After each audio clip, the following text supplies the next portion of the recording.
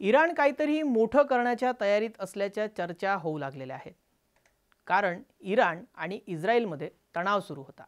दोन्ही देशांनी एकमेकांवर हल्ले केले होते। यामध्ये इस्रायलचं मोठं नुकसान झालं होतं। इराण आता उघडपणे मोठ्या संघर्षाची तयारी करतोय का असा प्रश्न उपस्थित होतोय। कारण ते आता स्पष्टपणे दिसतंय। शुक्रवारी मोबाईल फोन आपत्कालीन सूचना प्रणालीची मोठी देशव्यापी चाचणी ही याच तयारीचा एक भाग होती असं बोललं जातंय।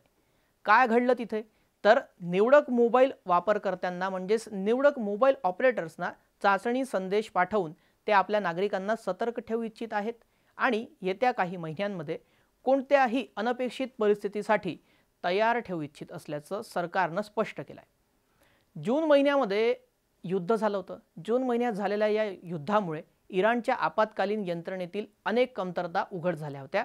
त्यामुळेच या कवायती सुरू असल्याचं बोललं जात आहे। विशेषतः जनतेला वेळेवर इशारा देण्याच्या बाबतीत या त्रुटी समोर आल्या होत्या।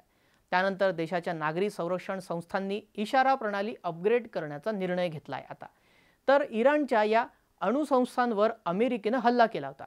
या अमेरिकेच्या हल्ल्यामुळे सरकारला हे पटवून देण्यात आलंय की भविष्यातील कोणत्याही संघर्षामध्ये जलद, अचूक आणि स्वयंचलित सार्वजनिक इशारा प्रणाली ही फार आवश्यक आहे। आता मर्यादित संख्येतील मोबाईल वापरकर्त्यांना या इराणमध्ये सकाळी 10 ते दुपारी 12 या दरम्यान टेस्ट मेसेज पाठवण्यात आला। हा आपत्कालीन अलर्ट सिस्टीमसाठी एक चाचणी संदेश होता।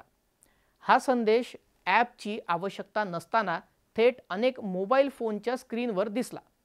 काही फोनमध्ये आपोआप अलार्म टोन किंवा व्हायब्रेशन सुद्धा सक्रिय झाले। तर चाचणी दरम्यान जनतेकडून कोणतीही कारवाई आवश्यक नसल्याचं देखील इथे स्पष्टपणे सरकारकडून सांगण्यात आलेलं होतं। आता पुढील टप्पा देखील या चाचणीचा होणार आहे आणि पुढील टप्प्यामध्ये अलर्ट सिस्टीमची पोहोच ही वाढवली जाणार आहे, म्हणजे रीच वाढवली जाणार आणि त्यात अधिक मोबाईल ऑपरेटर्स देखील समाविष्ट केले जातील। म्हणजेच नवीन मोठ्या प्रमाणामध्ये कवायती आयोजित केल्या जातील आता।